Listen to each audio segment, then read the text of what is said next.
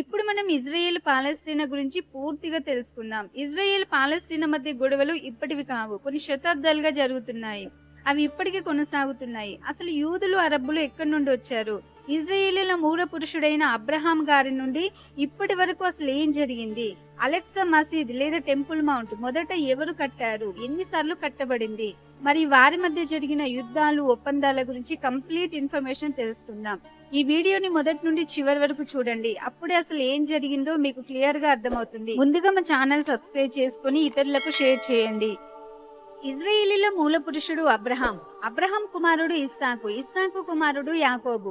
యాకోబుకి 12 మంది కుమారులు. ఈ 12 మంది కుమారులే తర్వాత ఇజ్రాయెల్ 12 గోత్రాలుగా పిలువబడ్డారు. కొన్ని కరువు పరిస్థితులను బట్టి యాకోబు ఐగుప్తుకు వెళ్తాడు. ఈ యాకోబుల సంతానం 430 సంవత్సరాలు ఐగుప్తులో బానిసలుగా ఉండడం జరుగుతుంది. తర్వాత మోషేని నాయకుడిగా ఎన్నుకొని ఇశ్రాయేలీలను విడిపించి వాగ్దాన భూమి అనగా కానాను దేశానికి చేరుతారు. వాగ్దాన భూమికి చేరిన ఇశ్రాయేలీలను 15 మంది న్యాయాధిపతులు పరిపాలిస్తారు. మొదటి న్యాయాధిపతి ఓత్నియేలు నుండి చివరి న్యాయాధిపతి సమూయేలు వరకు 15 మంది న్యాయాధిపతులు వీరిని పరిపాలిస్తారు. ఆ తర్వాత ముగ్గురు రాజులు సౌలు, దావీదు, సొలొమోను ఈ ముగ్గురు రాజులు పరిపాలిస్తారు. వీరి పరిపాలన కాలంలో ఇజ్రాయేలు రాజ్యం మొత్తం ఒకటిగా ఉండేది. దావీదు మహారాజు మోరియా పర్వత ప్రదేశంలోనే దేవుని మందిరం కట్టాలని అనుకుంటాడు. కానీ దావీదు చనిపోయాక అతని కుమారుడైన సొలొమోను చేత క్రీస్తు పూర్వం 953వ సంవత్సరంలో యెరూషలేము దేవాలయం మొదటగా కట్టబడడం జరిగింది. సొలొమోను రాజు మరణానంతరం రాజ్యం 2గా విభజింపబడింది. యూదా, బెన్యామీను గోత్రాలు యూదా రాజ్యంగాను, మిగిలిన 10 గోత్రాలు ఇజ్రాయేలుగాను విడిపోతారు. ఇశ్రాయేలీలు ఈ 12 గోత్రాల వారు షోమ్రోనును రాజధానిగా చేసుకుని యెరోబాము నుంచి హోషేయ వరకు 19 మంది రాజులచే పరిపాలించబడతారు. యూదులుగా చెలమణి అవుతున్న యూదా, బెన్యామీను గోత్రాలు యెరూషలేమును రాజధానిగా చేసుకుని రెహబాం మొదలుకొని సిద్కియా వరకు 20 మంది రాజులచే పరిపాలించబడతారు. ఇశ్రాయేలీలకున్న ముఖ్యమైన ఆచారం ఏమనగా వీరందరూ ఎక్కడ ఉన్న యెరూషలేం దేవాలయంకు వచ్చి దేవుణ్ణి ఆరాధించవలసి ఉండేది. అలాంటి పరిస్థితులలో ఈ 10 గోత్రాల వారు యెరూషలేంకు వచ్చి 2 గోత్రాల వారితో కలిసిపోయి రెహబామును ఎన్నుకుంటారనే ఉద్దేశంతో ఈ యెరోబాము 10 గోత్రాల వారిని యెరూషలేంకు రానివ్వకుండా బంగారు దూడలను చేయించి వాటిని పూజించేలా చేశారు. ఇశ్రాయేలీలను అనగా ఈ 10 గోత్రాల వారిని క్రీస్తు పూర్వం 722వ సంవత్సరంలో అషూరు వారు చెరకు తీసుకుపోతారు. అప్పటి నుండి వాళ్ళకి రాజ్యం లేకుండా పోతుంది. యూదా రాజ్యాన్ని అనగా ఈ 2 గోత్రాల వారిని బబులోను రాజైన నెబుకద్నెజరు క్రీస్తు పూర్వం 604వ సంవత్సరంలో యెరూషలేంపై దండెత్తి అక్కడ ఉన్న వారిని ఓడించి దేవాలయంలోని ఉపకరణములను దోచుకుని వెళ్లడం జరిగింది. తర్వాత మరలా క్రీస్తు పూర్వం 586వ సంవత్సరంలో సొలొమోను కట్టించిన మందిరం ధ్వంసం చేసి అక్కడున్న యూదా జనాంగం అంతటిని బబులోనుకు చెరుగుని పోవడం జరిగింది. సొలొమోను కట్టించిన యెరూషలేము దేవాలయం క్రీస్తు పూర్వం 950 నుండి క్రీస్తు పూర్వం 586 వరకు మొత్తం 367 సంవత్సరాలు నిలిచి ఉంది. చివరకు బబులోను రాజు చేయి మొదటి దేవాలయం పడగొట్టబడింది. ఇక రెండవ దేవాలయ నిర్మాణం క్రీస్తు పూర్వం 516 నుండి క్రీస్తు శకం 70వ సంవత్సరం వరకు జరిగింది. రెండవ దేవాలయం నిర్మించడంలో 4 ప్రముఖ పాత్ర వహించారు. క్రీస్తు పూర్వం 537లో పర్షియా రాజైన కోరెషు బబులోను రాజును జయించి బబులోనులో చెరలో ఉన్న యూదులను తమ సొంత ప్రాంతానికి వెళ్లడానికి అనుమతినిచ్చి యెరూషలేము దేవాలయం తిరిగి నిర్మించడానికి ఆజ్ఞ జారీ చేశాడు. ముగ్గురి నాయకత్వంలో రెండవసారి యెరూషలేం మందిర నిర్మాణం జరిగింది. 1 కోరెషు, 2 దర్యావేషు, 3 అహర్షివరోషు. మొదటగా యెరూషలేం దేవాలయం కట్టడం ప్రారంభించిన వ్యక్తి జెరుబ్బాబేలు. జెరుబ్బాబేలు క్రీస్తు పూర్వం 536లో నిర్మాణం చేపట్టి క్రీస్తు పూర్వం 516లో దేవాలయ ప్రతిష్ఠిత చేశాడు. ఆ తర్వాత క్రీస్తు పూర్వం 466లో మరలా యెరూషలేం గోడలు కూల్చివేయబడ్డాయి. క్రీస్తు పూర్వం 485లో సిరియా కుమారుడైన హేజ్రా నాయకత్వంలో మందిర నిర్మాణం జరిగింది. ఆ తర్వాత క్రీస్తు పూర్వం 445లో నెహెమ్యా యెరూషలేం దేవాలయం కూల్చబడి ద్వారములు అగ్ని చేత కాల్చబడాయని తెలుసుకుని వాటిని మళ్లీ నిర్మించడం జరిగింది. ఆ తర్వాత క్రీస్తు పూర్వం 37 నుండి క్రీస్తు శకం 4వ సంవత్సరం వరకు పరిపాలించిన హేరోదు మహారాజు వల్ల దేవాలయ నిర్మాణం సంపూర్ణ దశకు చేరుకుంటుంది. ఈ యెరూషలేం దేవాలయాన్ని పూర్వ వైభవానికి తీసుకొచ్చి దాని వైశాల్యతను విస్తరింపజేసిన వాడు హేరోదు మహారాజు. క్రీస్తు శకం 70వ సంవత్సరంలో రోమా చక్రవర్తి అయిన టైటస్ యెరూషలేం మీదికి వచ్చి రెండవసారి నిర్మించబడ్డ దేవాలయాన్ని కూల్చివేయడం జరిగింది. అప్పుడే సుమారు 10 లక్షల మంది యూదులను చంపేసి 1 లక్ష మందిని పట్టుకుని మార్కెట్లో పెట్టి ప్రపంచ దేశాలకి బానిసలుగా అమ్మేశాడు. మరలా క్రీస్తు శకం 132 నుండి 135 వరకు బార్ కొబ్బా, రబ్బీ అకీవా అనే ఇద్దరు యెరూషలేం దేవాలయ నిర్మాణాన్ని ప్రారంభిస్తారు. కానీ రోమన్స్ చేతిలో ఓడిపోవడం వల్ల దేవాలయ నిర్మాణం ఆగిపోతుంది. ఆ తర్వాత యూదులు యెరూషలేంలో ఉండకుండా నిర్మూలం చేయబడతారు. ప్రపంచ దేశాలకు బానిసలుగా వెళ్లిన వారు కొందరైతే మిగిలిపోయి ప్రాణరక్షణ కొరకు వివిధ దేశాలకు చెదిరిపోయిన వారు కొందరు. అలా ప్రపంచ దేశాలకు చెదిరిపోయారు. అటుపిమ్మట క్రీస్తు శకం 363లో జూలియన్ అనే చక్రవర్తి యెరూషలేం నిర్మాణం చేయాలనుకున్నప్పుడు భూకంపం రావడం వల్ల ఆ ప్రయత్నం కూడా విఫలమైంది. దానినే గలీలీ ఎర్త్క్వేక్ అంటారు. ఆ కాలంలో రోమన్ రాజ్యం చాలా పవర్ఫుల్ గా ఉండేది. రోమన్లు చుట్టుప్రక్కల రాజ్యాలపై దండయాత్ర చేసి వాళ్ళ రాజ్యాన్ని మహాసామ్రాజ్యంగా విస్తరింపజేశారు. అందులో భాగంగా రోమన్ యూదుల మధ్య అనేక యుద్ధాలు జరిగాయి. 1వ శతాబ్దంలో రోమన్ రాజ్యం యూదా రాజ్యాన్ని ఆక్రమించుకుని దొరికిన వారిని దొరికినట్టు అతి క్రూరంగా చంపేశారు. కొన్ని లక్షల మంది వివిధ దేశాలకు పారిపోయారు. ఎక్కువ సంఖ్యలో యూరోప్ లో తలదాచుకున్నారు. రోమన్ల ఈ చర్యని ఎగ్జోడస్ జూయిస్ గా మిగిలిపోయింది. క్రీస్తు శకం 4వ శతాబ్దం నుండి 6వ శతాబ్దం వరకు క్రిస్టియన్ బైజంటిన్ అనే సామ్రాజ్యం యెరూషలేంను పాలించడం జరిగింది. ఈ కాలంలోనే కాన్స్టాంటిన్ అనే చక్రవర్తి ఆ ప్రాంతాన్ని పాలిస్తున్నాడు. ఈ చక్రవర్తి క్రైస్తవ మతాన్ని అధికారిక మతంగా ప్రకటిస్తాడు. క్రీస్తు శకం 320లో 2 ప్రాముఖ్యమైన మందిరాలు నిర్మిస్తాడు. పడిపోయిన యెరూషలేం దేవాలయాన్ని తిరిగి కట్టడానికి ప్రయత్నిస్తాడు. కానీ ఆ ప్రయత్నం విఫలమవుతుంది. క్రీస్తు శకం 6వ శతాబ్దంలో ముస్లిం మతం ఆరంభమై చుట్టుప్రక్కల రాజ్యాలను ఆక్రమిస్తారు. దానిలో భాగంగానే క్రీస్తు శకం 634లో మహమ్మద్ ప్రవక్త తరువాత ముస్లింలకు నాయకులుగా పిలువబడే 4 ముస్లిం ఖలీఫ్ల ఆధ్వర్యంలో బైజంటిన్ పార్షియా రోమా సామ్రాజ్యంలోని ప్రాంతాలను యుద్ధం చేస్తూ ఆక్రమించుకోవడం జరిగింది. అలా మక్కాకు చెందిన కురేష్ గోత్రం వారికి నాయకుడైన అబ్దుల్ మాలిక్ యెరూషలేం ప్రాంతాన్ని పాలిస్తున్న బైజంటిన్ సామ్రాజ్యంపై యుద్ధానికి వచ్చి వారిని ఓడించి యెరూషలేంను ఆక్రమించుకుంటారు. వీరి కాలంలో ఆ ప్రాంతంలో కొందరు యూదులు ఉన్నప్పటికీ వారిని బానిసలుగానే చూసేవారు. వారిని అతి కిరాతకంగా చంపేసేవారు. అప్పట్లో ముస్లింలకు పవిత్రమైనవిగా 2 ప్రాంతాలుండేవి. ఒకటి మక్కా, 2 మదీనా. ఈ 2 దేవాలయాలు సౌదీ అరేబియా దేశంలో ఉన్నాయి. ఈ ప్రదేశాలకు ప్రపంచంలో ఉన్న ముస్లింస్ ఆరాధించడానికి వస్తుంటారు. అయితే ఉమైద్ ఖలీఫ్ గా పిలువబడే అబ్దుల్ మాలిక్ క్రీస్తు శకం 685లో మహమ్మద్ ప్రవక్త ఇక్కడి నుండే పరలోకం వెళ్లాడనే గుర్తుగా యెరూషలేంలో ఆలక్సా మసీదుని సొలొమోను కట్టించిన దేవాలయం స్థలంలోనే ఇంచుమించు పాత దేవాలయం కొలతలతో దీన్ని నిర్మించడం జరిగింది. ఆ తర్వాత ఆలక్సా మసీదుని పుణ్యక్షేత్రంగా భావించి ముస్లింల పవిత్ర ప్రాంతాలలో 3వదిగా దీనిని చేర్చారు. తర్వాత ఎన్నోసార్లు భూకంపాలకు ఈ కట్టడం కూలిపోయినా తిరిగి నిర్మించారు. ఈ విధంగా అక్కడ మసీదు కట్టడం జరిగింది. తర్వాత యూదులకు రాజ్యం లేకుండా పోతుంది. అలా కొందరు చెరగొని తీసుకుపోబడతారు. కొందరు ప్రాణం అరచేతుల్లో పెట్టుకుని వివిధ దేశాలకు పారిపోతారు. ఎక్కువ సంఖ్యలో యూరోప్ లో తలదాచుకున్నారు. చాలా దేశాల్లో ముఖ్యంగా యూరోప్ లో యూదులను లేదా జూయిస్ ని చిన్న చూపు చూసేవారు. పారిపోయి వచ్చారని చులకనగా మాట్లాడేవారు. ముఖ్యంగా యూదులు యాంటీ సెమిటైజం ని బాగా ఫేస్ చేయాల్సి వచ్చింది. అనగా అరబిక్, హీబ్రూ, అరమైక్ లాంగ్వేజ్ లో మాట్లాడే వారిని, సెమెట్ తెగకు చెందిన వారిని టార్గెట్ చేయడం. జూయిస్ పీపుల్ ఖచ్చితంగా ఎల్లో స్టార్స్ ఉన్న దుస్తులను ధరించాలి, లేదంటే వారికి జైలు శిక్ష విధించేవారు. జూయిస్ అని చాలా రకాలుగా ఆట పట్టించేవారు. పాలస్తీనా ఒటమన్ లేదా టర్కీ సామ్రాజ్యంలో ఉండేది. ఒటమన్ కింగ్డమ్ 1516 నుండి 1918 వరకు ఉంది. అప్పటి వరకు వరల్డ్ మ్యాప్ లో ఇజ్రాయెల్, పాలస్తీనా, సిరియా, టర్కీ, జోర్దాన్ ఈ దేశాలు ఏవీ లేవు. ఒటమన్ సామ్రాజ్యంలో వివిధ స్టేట్స్ గా ఉండేవి. అనేక దేశాల్లో యూదులను ద్వేషించడానికి కారణం ఒక ప్రచారం. యూదులు చాలా తెలివైన వారు, ఇంకా చెప్పాలంటే అతి తెలివైన వారు, స్వార్థపరులు అనే ప్రచారం ఉండేది. దాంతో జూయిష్ పీపుల్ కనిపిస్తే చాలు వీళ్ళతో చాలా జాగ్రత్తగా ఉండాలని భావించేవారు. అనేక జూయిస్ హత్యలు కూడా జరిగాయి. ముఖ్యంగా యూరోప్ లో వీరి పరిస్థితి దయనీయంగా ఉండేది.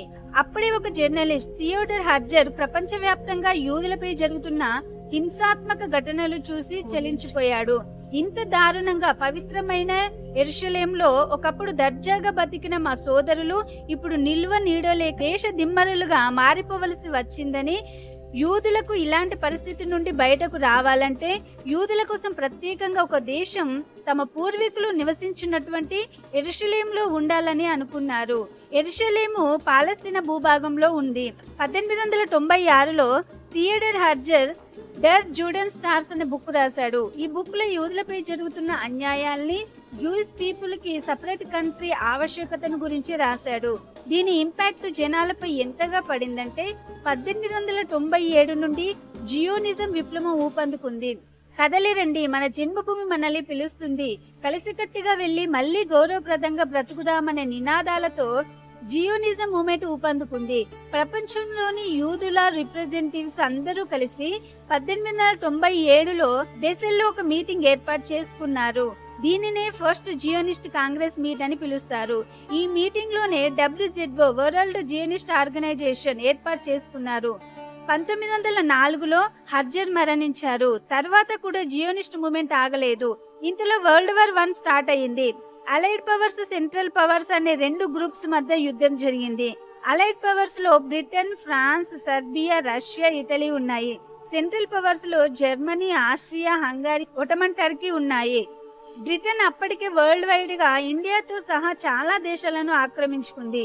ఇప్పుడు దాని కన్ను ఒటమన్ ఎంపైర్ పై పడింది. కానీ యుద్ధంలో బ్రిటన్ కొంత బ్యాక్ ఫుట్ లో ఉంది. ఇక్కడే బ్రిటన్ దాని తెలివిని ఉపయోగించి 3 ప్రామిస్లు చేసింది.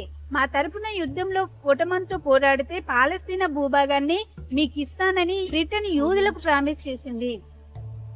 1917 నవంబర్ 2న బ్రిటన్ జూయిస్ల మధ్య జరిగిన ఈ ఒప్పందాన్నే బాల్ఫోర్ డిక్లరేషన్ అంటారు. ఇక రెండవ ప్రామిస్ ఒక సంవత్సరం ముందే, అనగా 1916లోనే యుద్ధంలో మాకు హెల్ప్ చేస్తే గెలుచుకున్న ఒటమన్ ఎంపైర్ ని సరిసగం పంచుకుందామని ఫ్రాన్స్ తో ప్రామిస్ చేసింది. ఇక మూడో ప్రామిస్ 2 సంవత్సరాల ముందే, అనగా 1915లోనే హుస్సేన్ ఆన్ అలీతో ప్రామిస్ చేసింది.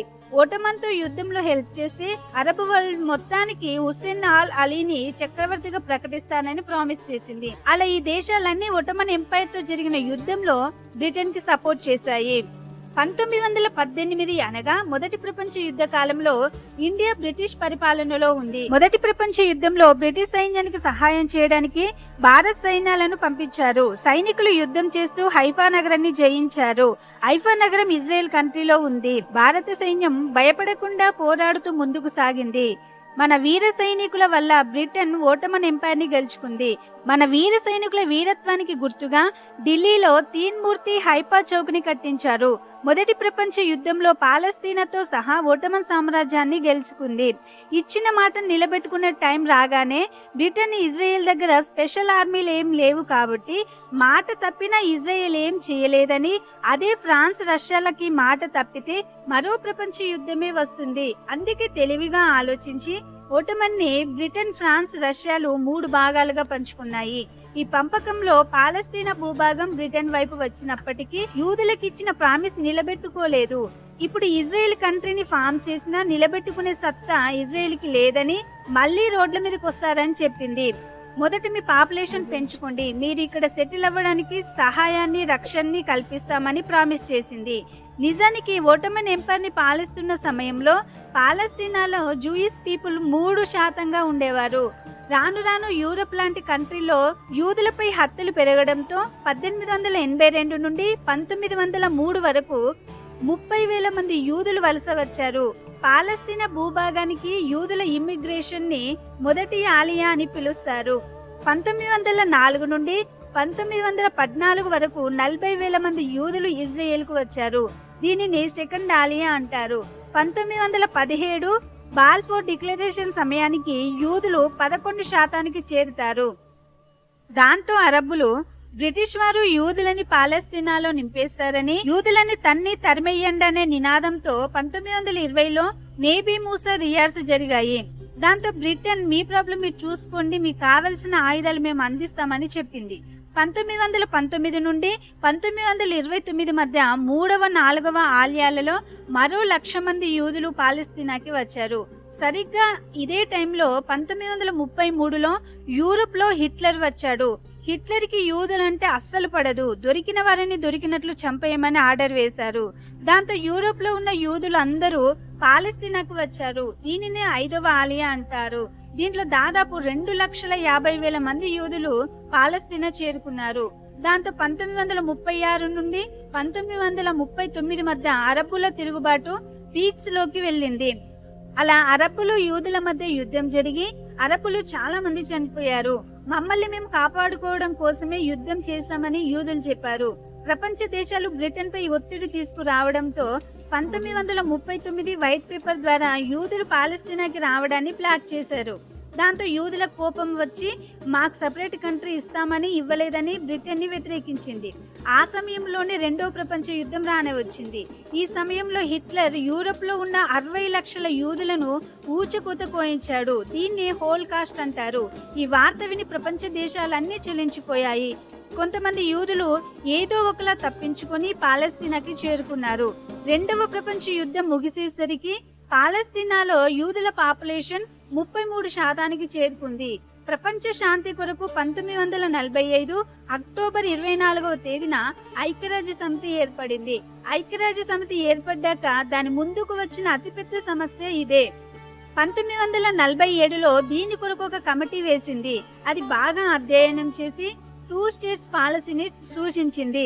అరబ్బులకు పాలస్తీనా, యూదులకు ఇజ్రాయెల్ కంట్రీ, అరబ్బులకు యూదులకు అతి పవిత్రమైన యెరూషలేంని యుఎన్ ఇంటర్నేషనల్ ట్రస్ట్ ఆధ్వర్యంలో ఉంచుకోవాలని నిర్ణయించింది. ప్రపంచ దేశాలన్నీ ప్రపోజల్ కి ఒప్పుకున్నాయి. ఇజ్రాయెల్ కూడా ఒప్పుకుంది. కానీ అరబ్బులు ఈ ప్రపోజల్ ని ఒప్పుకోలేదు. మా భూభాగంలో 1 ఇంచు కూడా ఇవ్వమని, మా జోలికి రావద్దని హెచ్చరించాయి. అరబ్బులు యూదులపై దాడులు చేయడం కూడా ప్రారంభించారు. మొదట్లో యూదులు డిఫెన్స్ చేసుకున్నారు. అటాక్ చేయకుండా ప్రొటెక్షన్ కే ఎక్కువ ప్రాధాన్యత ఇచ్చారు. కానీ తర్వాత కోపం వచ్చి కౌంటర్ అటాక్ ఎంత స్ట్రాంగ్ గా చేశారంటే దాంతో 2,50,000 అరబ్బులు దేశం వదిలి పారిపోయారు. తర్వాత 1948 మే 14న ఇజ్రాయెల్ కంట్రీ ఏర్పడిందని అఫీషియల్ గా అనౌన్స్మెంట్ చేశారు. దాంతో పాలస్తీనాలోని అరబ్బులకే కాకుండా మొత్తం అరబ్బు కంట్రీస్ కి కోపాన్ని తెప్పించింది. నెక్స్ట్ డే అంటే మే 15న Egypt, Syria, France, Jordan, Iraq దేశాలు మూకుమ్మడిగా యుద్ధాన్ని ప్రకటించాయి. వీళ్ళకి Yemen, Morocco, Saudi Arabia, Sudan కూడా హెల్ప్ చేశాయి. కరెక్ట్ గా చెప్పాలంటే అరబ్బు దేశాలన్నీ ఒకటయ్యాయి. స్వతంత్రం వచ్చి ఒక్కరోజు కూడా కానీ ఇజ్రాయెల్ దేశం కనుమరుగవుతుందని అందరూ అనుకున్నారు. కానీ ఇజ్రాయెల్ అన్ని ముందే ఊహించి అవసరమైన మెషిన్స్, వెపన్స్ అన్నింటిని 1 సంవత్సరం ముందు నుండే రెడీ చేసుకుంది. అరబ్ కంట్రీస్ యుద్ధం మొదలు పెట్టగానే ఇజ్రాయెల్ వారిపై విరుచుకుపడింది. అడ్వాన్స్డ్ వెపన్స్ దాటికి అరబ్ వరల్డ్ మొత్తం వణికిపోయింది.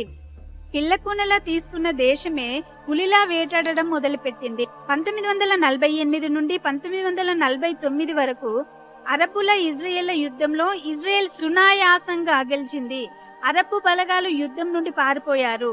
7 లక్షల అరబ్బులు దేశాన్ని వదిలి పారిపోయారు. ఇజ్రాయెల్ యుఎన్ తనకిచ్చిన భూభాగమే కాకుండా ఎక్స్ట్రా 75% ఆక్రమించుకుంది. మిగిలిన 25%లో పాలస్తీనాకు లేకుండా గాజాని ఈజిప్ట్, వెస్ట్ బ్యాంక్ ని జోర్దాన్ ఆక్రమించుకుంది. ఒక్క మాటలో చెప్పాలంటే ఇజ్రాయెల్ ని లేకుండా చేద్దామని చేసిన యుద్ధంలో పాలస్తీనానే తన అస్తిత్వాన్ని పోగొట్టుకుంది. ప్రపంచవ్యాప్తంగా రవాణాకు అత్యంత అనువైన మార్గం జల రవాణా. ఒకప్పుడు యూరప్ నుండి ఆసియా చేరుకోవడానికి ఆఫ్రికా ఖండాన్ని మొత్తం చుట్టి 5,000 మైళ్ళ దూరం ప్రయాణించాల్సి ఉండేది. 1869లో ఈజిప్ట్, ఫ్రెంచ్ గవర్నమెంట్లు కలిసి సుయాజ్ కంపెనీ ఆధ్వర్యంలో ఎర్ర సముద్రాన్ని, మధ్యధరా సముద్రాన్ని కలుపుతూ ఈజిప్ట్ భూభాగం గుండా 100 మైళ్ళ పొడవున కాలువను కట్టించారు. ఈ కెనాల్ ప్రాపర్టీలో 66% షేర్స్ ఫ్రెంచ్ గవర్నమెంట్ కి, 44% షేర్స్ ఈజిప్ట్ గవర్నమెంట్ కి ఉండేవి. అయితే రాను రాను ఈజిప్ట్ తీవ్రమైన అప్పులో కూరుకుపోవడం వల్ల సుయాజ్ కాల్వలో ఈజిప్టుకున్న 44% షేర్స్ బ్రిటన్ కి అమ్మేశారు.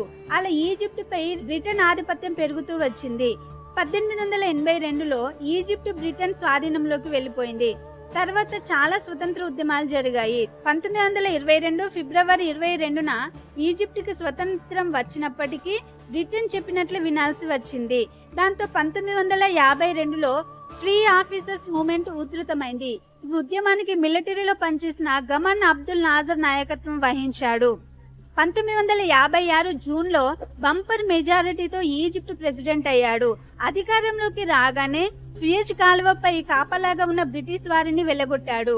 1956 జూలై 18న బ్రిటిష్ వారు శాశ్వతంగా ఈజిప్టును వదిలి వెళ్లిపోయారు. నాసర్కి ఇది చాలా పెద్ద గెలుపు. ఈ గెలిపి నాసర్ని అరబ్ వరల్డ్ కి హీరోని చేసింది. యూదులచే ఏర్పాటు చేయబడిన ఇజ్రాయెల్ దేశాన్ని నామరూపాలు లేకుండా సర్వనాశనం చేయాలనేది నాసర్ డ్రీమ్. దానికోసం సోవియట్ నుండి అడ్వాన్స్డ్ వెపన్స్ కొనుగోలు చేశాడు. అలాగే ఈజిప్టులోని నైలు నదిపై అసఫన్ డ్యాం కట్టించాలని నాసర్ మరొక డ్రీమ్. కానీ అందుకు చాలా పెద్ద మొత్తం ఖర్చు అవుతుంది. అమెరికా, బ్రిటన్లో ఫండ్స్ ఇవ్వడానికి ముందుకొచ్చాయి. కానీ ఈజిప్ట్ సోవియట్ల మధ్య స్నేహం బలపడడంతో అది అమెరికాకు నచ్చక అసఫన్ డ్యాం కోసం ఇస్తానన్న ఫండ్స్ ఇవ్వలేదు. అప్పుడు నాసర్ అమెరికా, బ్రిటన్ కు బుద్ధి చెప్పాలని ఒక మాస్టర్ ప్లాన్ వేశాడు. 1957 జూలై 26న సుయేజ్ కాలువను నేషనలైజ్ చేసి సుయేజ్ కాలువపై సర్వ హక్కులు ఈజిప్ట్ గవర్నమెంట్ కు ఉంటాయని, ఆ కాలువ రూట్లో వెళ్లాలంటే ఈజిప్ట్ టోల్గేట్ వద్ద డబ్బులు చెల్లించాల్సిందేనని రూల్ పెట్టాడు. అలా వచ్చిన డబ్బుతో డ్యాం కట్టాలని నాసర్ అనుకున్నాడు.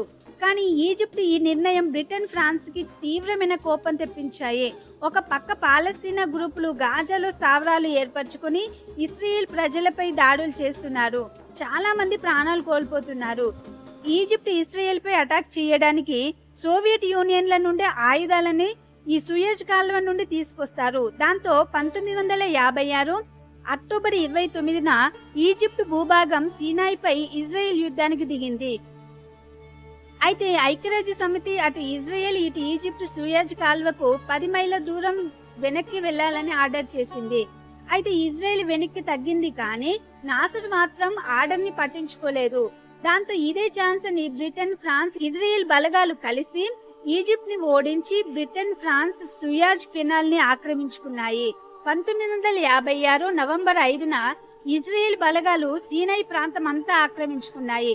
అయితే ఐక్యరాజ్య సమితి బ్రిటన్, ఫ్రాన్స్, ఇజ్రాయెల్ వారి మిలిటరీ బలగాలను వెనక్కి తీసుకోవాలని, లేదంటే ఆర్థిక ఆంక్షలు విధిస్తామని అమెరికా ఒత్తిడి తెచ్చింది. మరి సోవియట్ యూనియన్, ఫ్రాన్స్, బ్రిటన్ బలగాలు వెనక్కి తీసుకోకపోతే లండన్, ప్యారిస్ లపై న్యూక్లియర్ అటాక్ చేస్తామని వార్నింగ్ ఇచ్చింది.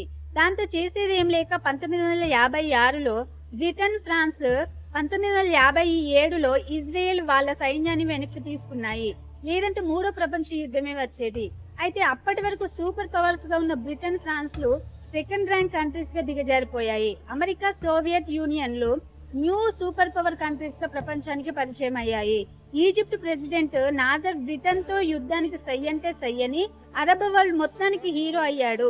సోవియట్ అరబ్బులకు దగ్గరైంది. ఇజ్రాయెల్ కూడా లాభపడింది. కానీ పాలస్తీనాలోని కొన్ని గ్రూపులు సిరియా, లెబనాన్, జోర్దాన్లలో స్థావరాలు ఏర్పరచుకుని ప్రతిరోజు దాడులు చేస్తూనే ఉన్నాయి. అరబ్ కంట్రీస్ నుండి ఈ పాలస్తీనా గ్రూపులకు వెపన్స్ సప్లై అవుతున్నాయి. దాడుల తీవ్రత రోజు రోజుకి పెరుగుతూ వచ్చింది. చివరికి ఇజ్రాయెల్ కి ఓపిక నశించి 1968లో జోర్దాన్ ఆధీనంలో ఉన్న పాలస్తీనా భూభాగంలోని ఆల్సము విలేజ్ పై బాంబుల వర్షం కురిపించింది. ఆ దాడిలో 18 మంది పాలస్తీనియన్లు మరణించారు. 54 మంది గాయాల పాలయ్యారు. దాంతో మరోవైపు సిరియా ఇజ్రాయెల్ కి వెళ్లే వాటర్ సప్లై ఆపేసింది. 1967 ఏప్రిల్ 7న ఇజ్రాయెల్ సిరియాపై ఎయిర్ స్ట్రైక్ చేసింది. దాంతో జోర్దాన్, సిరియా ప్రజల కోపం వచ్చి ఒకవైపు ఇజ్రాయెల్ బాంబులతో మా మీద దాడి చేస్తుంటే నువ్వు సైలెంట్ గా ఉంటావని రోడ్ల మీదకు వచ్చి నాసర్ ని వ్యతిరేకించడం మొదలుపెట్టారు. దాంతో నాసర్ అయ్యాలట్ అయి సిరియాకి తోడుగా ఉండాలని ఈజిప్ట్ బలగాలను వెపన్స్ తో సినాయికి పంపించాడు. ఐక్యరాజ్య సమితి బలగాలను పంపేశాడు. ఇజ్రాయెల్లోని స్ట్రెయిట్ ఆఫ్ టైర్ ని క్లోజ్ చేయించాడు. సిరియా, జోర్దాన్ బార్డర్లపై కుప్పలు కుప్పలుగా శత్రు సైన్యాలు ఉండటం, అరబ్ రేడియోలో ఇస్రాయెల్ కు ఇంకా కొద్ది రోజులే మిగిలాయంటూ రెచ్చగొట్టే ప్రసంగాలు టెలికాస్ట్ చేశారు. దాంతో ఇజ్రాయెల్ అమెరికా ప్రెసిడెంట్ జాన్సన్ తో మాట్లాడి అటాక్ చేయడానికి పర్మిషన్ ఇవ్వమంటారు. కానీ జాన్సన్ నాసర్తో మాట్లాడి శాంతియుతంగా ప్రాబ్లం సాల్వ్ చేద్దామని చెప్తాడు. అయితే నాసర్తో మాట్లాడినప్పుడు ఇజ్రాయెల్ని బెదిరించడానికే చేశానని, ఎట్టి పరిస్థితుల్లో నేను యుద్ధం మొదలు పెట్టానని చెప్తాడు. మరోవైపు ఇజ్రాయెల్లో వేగంగా సమీకరణాలు మారుతున్నాయి. ఈజిప్టు, సిరియా ఇజ్రాయెల్కి వచ్చే నీటిని ఆపేయడంతో ఇజ్రాయెల్ సైన్యం యుద్ధానికి అంతా సిద్ధం చేసుకుంటుంది. డిఫెన్స్ మినిస్టర్ మోషే డయన్ పిఎం లేవిని కలుసుకుని, మన సైన్యం చాలా తక్కువగా ఉంది, ఇరాక్, సోవియట్ యూనియన్ లో వెపన్స్ భారీ సంఖ్యలో ఈజిప్ట్కి వస్తున్నాయి, తర్వాత ఇజ్రాయెల్ ని ఎవరు కాపాడలేరని చెప్తాడు. దాంతో లేవి పర్మిషన్ ఇస్తాడు. కానీ Israel Egypt air force strength compare చేసిన ఇజ్రాయెల్ దగ్గర 200 ఫ్రెంచ్ ఎయిర్ క్రాఫ్ట్స్ మాత్రమే ఉన్నాయి. కానీ ఈజిప్ట్ దగ్గర 600 ఎయిర్ క్రాఫ్ట్స్, ఇంకా సోవియట్ మార్క్ ఫైటర్స్, బాంబులు, ఇంకా చాలా వెపన్స్ కూడా ఉన్నాయి. వీటన్నింటిని చూసుకుని నాసర్ కూల్ గా ఉన్నాడు. ఇజ్రాయెల్ చాలా తెలివిగా ప్లాన్ చేసి యుద్ధం గెలవాలంటే ముందు ఈజిప్ట్ ఎయిర్ ఫోర్స్ అంతు చూడాలి. ఉదయం పూట ఈజిప్ట్ ఒకదాని పక్కన ఒకటి పార్కు చేసిన ఎయిర్ క్రాఫ్ట్ పై Israel aircraft 1000 feet height లో నుండి మూకుమ్మడిగా బాంబులు కురిపించారు. ఇజ్రాయెల్ ఎంత తెలివిగా టార్గెట్ చేసిందంటే ముందుగా రన్వే మొత్తాన్ని బ్లాస్ట్ చేసింది. ఎందుకంటే ఈజిప్ట్ ఎయిర్ క్రాఫ్ట్ అటాక్ చేయాలంటే ముందుగా టేకాఫ్ కావాలి కదా. 3 గంటల్లో నాసర్ ఏ ఎయిర్ క్రాఫ్ట్ అన్నిటిని చూసి కూల్ గా కూర్చున్నాడో వాటన్నింటిని ఇజ్రాయెల్ సైన్యం నాశనం చేసింది. వెంటనే నాసర్ సిరియా ఎయిర్ క్రాఫ్ట్ సహాయం అడిగాడు. కానీ ఇజ్రాయెల్ వాటన్నింటిని కూడా గాల్లోనే తుత్తునియలుగా చేసింది. ఇక చేసేదేమి లేక నాసర్ ఆర్మీని వెనక్కి రమ్మని ఆర్డర్ వేశాడు. అలా ఒక్క రోజులో ఇజ్రాయెల్ ఈజిప్ట్ పై గ్రాండ్ విక్టరీని సాధించింది. మధ్యలో జోర్దాన్ ఇజ్రాయెల్ పై దాడులు చేయడం స్టార్ట్ చేసింది.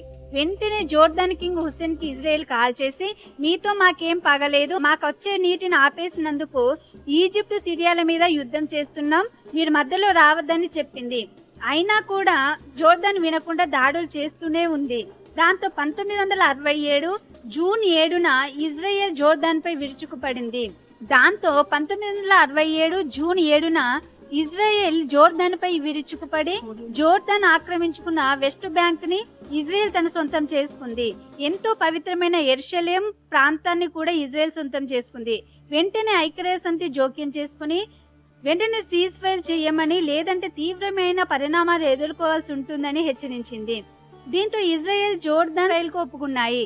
కానీ సిరియా మాత్రం బాంబుల దాడి చేస్తూనే ఉంది. ఒక రోజు టైం ఇచ్చిన సిరియా వినకపోయేసరికి గోల్డెన్ హైట్స్ కూడా ఇజ్రాయెల్ గెలుచుకుంది.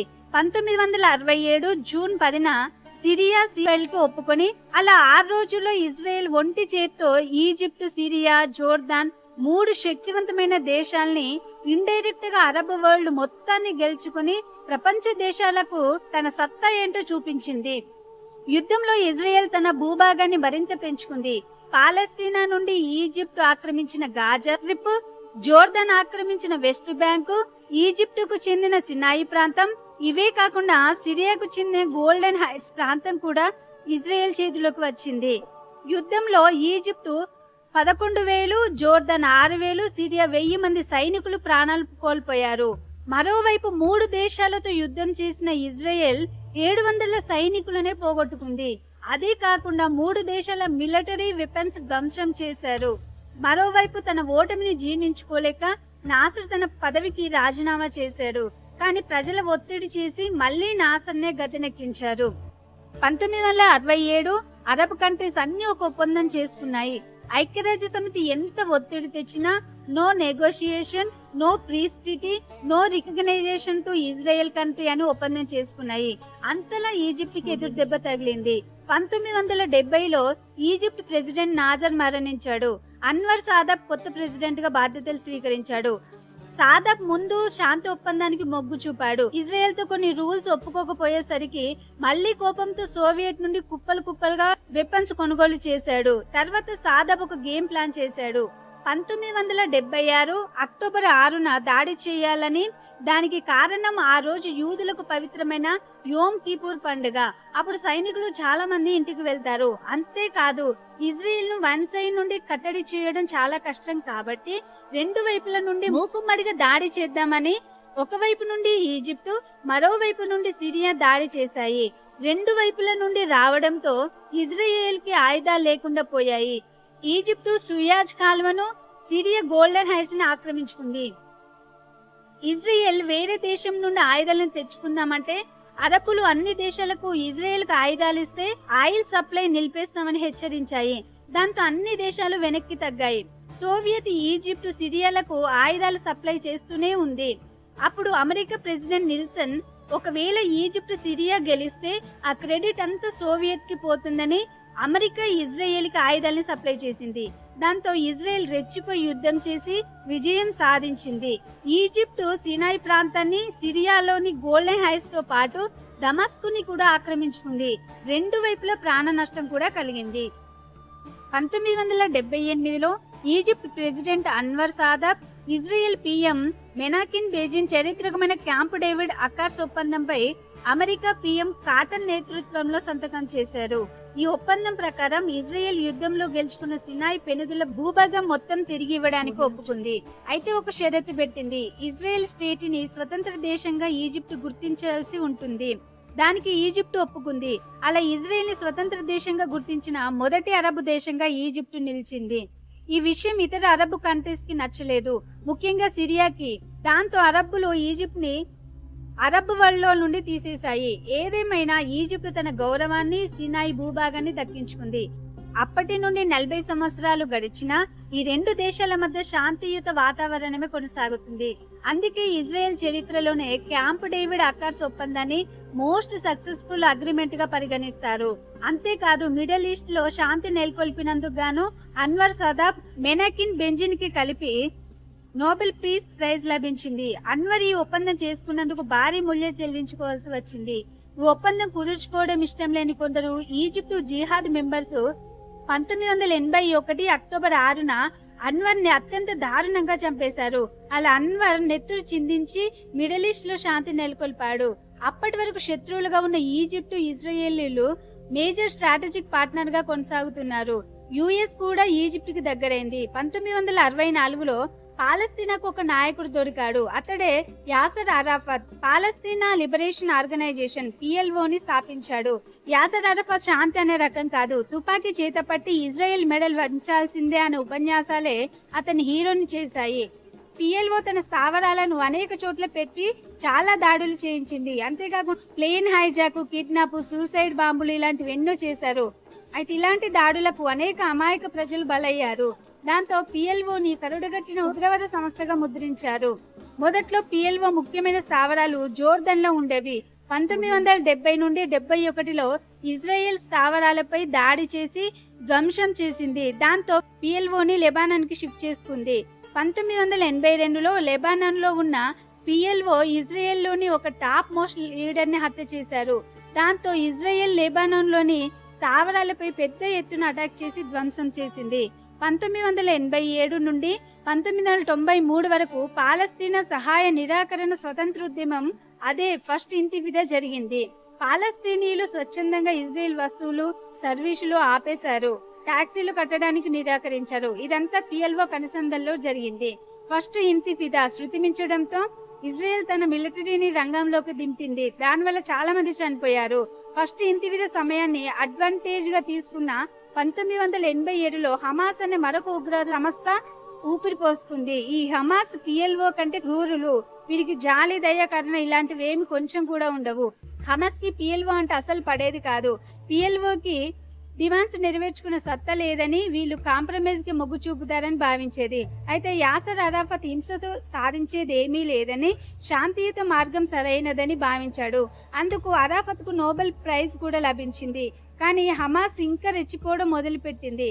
అరాఫత్ లో వచ్చిన ఈ మార్పు వల్ల ఇజ్రాయెల్, అమెరికా 1983లో అమెరికా PM బిల్ క్లింటన్ మధ్యవర్తిత్వంలో Israel PM Yitzhak Rabin, Arafat మధ్య చర్చలు జరిపారు. ఫస్ట్ టైం PLOను ఇజ్రాయెల్ ఒక కంట్రీగా అఫీషియల్ గా అంగీకరించింది. అయితే అనేక ఉగ్రవాద చర్యలు జరుగుతూనే ఉన్నాయి. దాంతో ఇజ్రాయెల్ ఒక కండిషన్ పెట్టింది. పాలస్తీనాని ఇవ్వడానికి అభ్యంతరం లేదు, కానీ దానికి కొద్దిగా టైం కావాలని అడిగింది. ఒక 5 సంవత్సరాలు చూద్దాం, శాంతియుత వాతావరణం కంటిన్యూ అయితే అప్పుడు చూద్దామని చెప్పింది. అయితే అప్పటి వరకు మిమ్మల్ని మీరు పాలించుకోవచ్చు, సపరేట్ PM ఉంటాడు, ఒక కంట్రీకి ఉండే టోటల్ సిస్టమ్ ఉంటుంది, కానీ ఇప్పుడు కంట్రీ హోదా ఇవ్వమని చెప్పింది. కానీ హమాస్ టెర్రరిస్టులు అల్లర్లు మాత్రం ఆగలేదు. దాంతో 2000 సంవత్సరంలో క్యాంప్ డేవిడ్ 2 చర్చలు విఫలమయ్యాయి. దాంతో అరఫత్ మళ్లీ హింస వైపు మొగ్గు చూపాడు. అలా 2000 నుండి 2005 వరకు సెకండ్ ఇంటిఫాదా కొనసాగింది. ఇది మొదటి దానికన్నా ఎక్కువ కొనసాగింది. దీంట్లో చాలా మంది చనిపోయారు. 2005లో యాసర్ అరఫత్ మరణించాడు. తర్వాత పిఎల్ఓని హమాస్ పాలస్తీనాలో సీట్లు గెలుచుకుని అధికారంలోకి వచ్చారు. కానీ వారు 2 సంవత్సరాలలో విడిపోయారు. తర్వాత అంతా హమాస్ చేతిలోకి వెళ్లిపోయింది. ఇక అప్పటి నుండి హమాస్ ఇజ్రాయెల్ పై దాడి చేయడం, ఇజ్రాయెల్ కూడా దానికి కౌంటర్ గా దాడి చేయడం జరుగుతుంది. 2008, 2012, 2014లో కూడా హమాస్ కి ఇజ్రాయెల్ కి మధ్య యుద్ధం జరిగింది. 2021 మే నెలలో ఇజ్రాయెల్ పాలస్తీనా మధ్య మళ్లీ యుద్ధ మెగలు కమ్ముకున్నాయి. ఈ యుద్ధం ముందు కంటే చాలా పెద్దదిగా జరిగింది.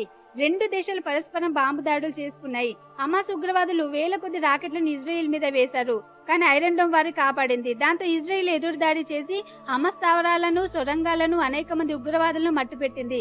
అనేక మంది చనిపోయారు. ఫైనల్ గా ఐక్యరాజ్య సమితి అమెరికా అధ్యక్షుడు జో బైడెన్ జోక్యం చేసుకుని 2 దేశాలని సీజ్ ఫైల్ కి ఒప్పించాయి. ఇండియాకి ఇజ్రాయెల్ కి చాలా మంచి సంబంధం ఉంది. 2017లో మోడీ ఇజ్రాయెల్ కి వెళ్ళినప్పుడు ఏ దేశమైన ఇండియాతో యుద్ధం చేస్తే ఇజ్రాయెల్ ఇండియా తరపున పోరాడుతుందని ప్రకటించింది. ప్రపంచ వ్యాప్తంగా చెదిరిపోయిన ఇజ్రాయేలీలు ఇజ్రాయెల్ కి పూర్తిగా అందరూ చేరుకోలేదు, ఒక్కొక్కరిగా చేరుకుంటున్నారు. ఇప్పటికీ కొందరు మన ఇండియాలో కూడా ఉన్నారు. ఇటీవల కాలంలో అమెరికా అధ్యక్షుడు డొనాల్డ్ ట్రంప్ యెరూషలేం ని రాజధానిగా ప్రకటించడం, టెల్వ్యూలో ఉన్న అమెరికా అంబాసీని యెరూషలేంకు మార్చడం ద్వారా చెదిరిపోయిన ఇశ్రాయేలీలందరూ స్వదేశం చేరుకోబోతున్నారు. బెంజమిన్ నెతన్యాహు కూడా ఈ విధమైన ఆహ్వానాన్ని పలుకుతున్నాడు. సొలొమోను మహారాజు కట్టించిన యెరూషలేము దేవాలయంలో ఈ రోజుకి మిగిలి ఉన్న గోడని ఏడుపుల గోడగా పిలుస్తారు. ఈ గోడ దగ్గర చాలా మంది యూదులు ప్రార్థనలు చేస్తున్నారు. భవిష్యత్తులో యూదులు నిర్మించబోయే 3వ దేవాలయం కొరకు సర్వం సిద్ధం చేస్తున్నారు.